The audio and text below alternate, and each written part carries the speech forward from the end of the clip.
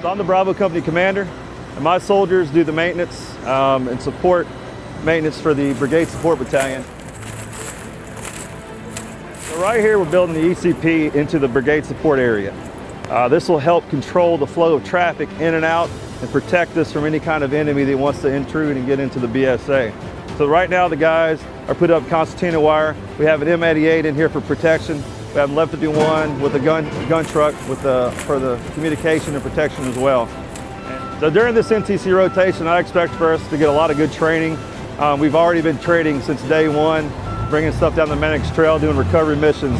We've had air conditioners going out left and right, so we've been working on those, fixing those. We've been repairing engines, just parts off of systems, electronics. We're doing a lot of work, so the training aspect that I'm intending for my soldiers to receive, we've already started receiving it on day one.